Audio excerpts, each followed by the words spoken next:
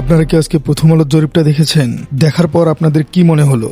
এটা কি কোনো সিরিয়াস গবেষণার ফল, নাকি ড্রয়িং রুমে বসে লেখা কোনো নাটকের স্ক্রিপ্ট? পত্রিকাটি দাবি করছে আগামীকালই যদি নির্বাচন হয় তাহলে তারেক রহমান পাবে 48% ভোট, বেগম খালেদা জিয়া পাবেন 19% ভোট, অর্থাৎ বিএনপির ঝুলিতেই যাবে প্রায় 65 থেকে 66% ভোট। আর জামাতে ইসলামের ভোট কত পার্সেন্ট রেখেছে জানেন? মাত্র 25%। শুনে মনে হচ্ছে না আমরা 5 আগস্টের আগের সেই সাজানো মিডিয়ার যুগেই ফিরে গেছি, যেখানে আগে থেকেই ঠিক করা থাকতো কে হবে ফার্স্ট আর কে হবে সেকেন্ড? আজকের ভিডিওতে আমরা প্রথম আলোর এই তথাকথিত জরিপের পোস্টমর্টম করব। আমরা দেখাবো কিভাবে মাত্র 1300 মানুষের মতামত দিয়ে 18 কোটি মানুষের ঘাড়ের উপর একটি রেজাল্ট চাপিয়ে দেওয়া হচ্ছে। এবং সবচেয়ে ভয়ের বিষয় হলো এই জরিপের আড়ালে আওয়ামী লীগকে রাজনীতিতে ফিরিয়ে আনার একটি বড় নীল নকশা আঁকা হয়েছে। প্রথমে আসা যাক এই জরিপের ভিত্তি বা ফাউন্ডেশন নিয়ে। আপনারা জানলে অবাক হবেন যে প্রথম আলো এই বিশাল সিদ্ধান্তটি নিয়েছে মাত্র 1300 মানুষের উপর জরিপ চালিয়ে। ভাবুন একবার, 18 কোটি মানুষের দেশ, 12 কোটি ভোটার, সেখানে মাত্র 1300 মানুষের মতামত দিয়ে তারা বলে দিল বিএনপি 65% আর জামাত 25%। এটা কি হাস্যকর নয়? পরিসংখ্যানের ভাষায় এটাকে বলা হয় ম্যানুফ্যাকচারার ডাটা বা তৈরি করা স্ক্রিপ্ট। আপনি যদি বিএনপির শক্ত ঘাঁটি হিসেবে পরিচিত 5টি জায়গায় গিয়ে 1300 লোকের মতামত নেন, তাহলে তো রেজাল্ট এমন আসবেই। কিন্তু এটা তো সারা দেশের চিত্র হতে পারে না। এই স্বল্প সংখ্যক মানুষের মতামতকে জাতীয় জরিপ বলে চালিয়ে দেওয়া, এটা সাংবাদিকতার নীতিমালার মধ্যেই পড়ে না। বিএনপি জামাতের এই ব্যবধান ছাড়াও আসল খেলাটা চলেছে কিন্তু আওয়ামী লীগকে নিয়ে। খেয়াল করে দেখুন, প্রথম আলো খুব চতুরতার সাথে দেখানোর চেষ্টা করেছে দেশের মানুষ এখনো আওয়ামী লীগকে চায়। আসলে তারা বোঝাতে চাইছে দেশের প্রায় 50 থেকে 60% মানুষ নাকি কোনো না কোনো শর্তে আওয়ামী লীগকে নির্বাচনে দেখতে চায়। এটা কি বিশ্বাসযোগ্য? 5 আগস্টের রক্তের দাগ এখনো শুকায় নাই, হাজার হাজার শহীদ, হাজার হাজার আহত। আর প্রথম আলো আমাদের বোঝাতে চাইছে যে মানুষ খুনির দলকে নির্বাচনে দেখতে চায়। মূলত এই জরিপের মাধ্যমে তারা একটি ন্যারেটিভ বা বয়ান তৈরি করতে চাইছে। তারা আন্তর্জাতিক মহল এবং দেশের মানুষকে বোঝাতে চায়, দেখুন আওয়ামী লীগ এখনো প্রাসঙ্গিক, তাদের বাদ দিয়ে নির্বাচন হবে না। এটি আসলে আওয়ামী লীগকে পেছনের দরজা দিয়ে রাজনীতিতে পুনর্বাসিত করার একটি মিডিয়া প্রজেক্ট ছাড়া আর কিছুই নয়। এখন প্রশ্ন হলো, জামাতে ইসলামের সমর্থন কি আসলেই 25%?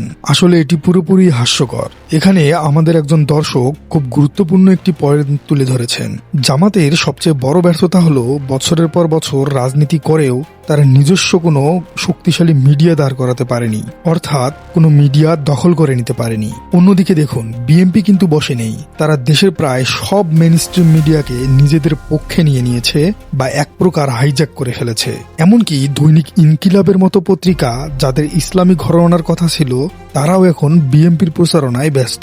জামাতের নিজস্ব টিভি চ্যানেল কিন্তু ছিল, সেটি বন্ধ হয়েছে অনেক আগেই। কিন্তু 5 আগস্টের পর স্বাধীন পরিবেশ পেয়েও তারা এখনো একটি টিভি চ্যানেলের দিকে কামব্যাক করতে পারেনি। এর ফলাফল কি হচ্ছে? মিডিয়াতে সারাদিন বিএনপির জয়গান গাওয়ার কারণে এবং জামাতকে ইগনোর করার কারণে জরিপগুলোতেও সেই প্রতিফলন দেখা যাচ্ছে। মানুষ টিভিতে যা দেখে, পত্রিকায় যা পড়ে, তার উপর ভিত্তি করেই নিজের মতামত দেয়।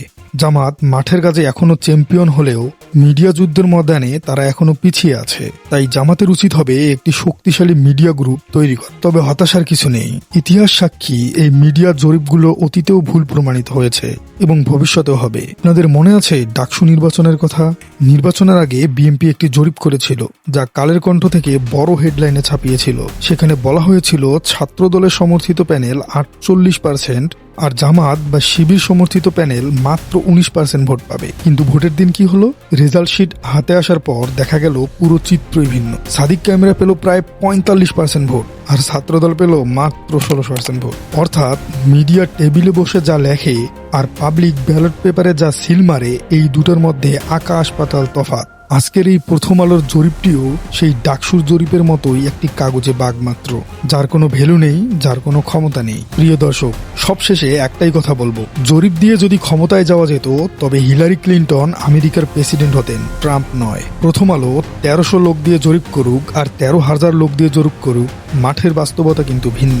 5 আগস্টের পর বাংলাদেশ জামায়াতে ইসলামী যেভাবে সমস্যার মোকাবেলা করেছে এবং জনগণের যেভাবে আস্থাভাজন হয়েছে তা অনস্বীকার্য। আসল জরিপ হবে নির্বাচনের দিন। সেদিন কোনো মিডিয়া হাউজের এডিটোরিয়াল পলিসি কাজ করবে না, কাজ করবে শুধু জনগণের রায়। আর সেই রায়ে হয়তো দেখা যাবে আজকের এই 65% বনাম 25%-এর হিসাব পুরোপুরি পাল্টে গেছে। ততদিন পর্যন্ত এই মিডিয়া গেম বা পারসেপশন আর চলতে থাকবে। প্রিয় দর্শক, আপনার কি মনে হয় প্রথম আলোর এই জরিপ কি সঠিক নাকি এটি সাজানো কোনো স্ক্রিপ্ট? জানিয়ে দিন আমাদের কমেন্ট বক্সে। আর আমাদের চ্যানেলে নতুন হলে সাবস্ক্রাইব করে দিন আমাদের চ্যানেলটিকে।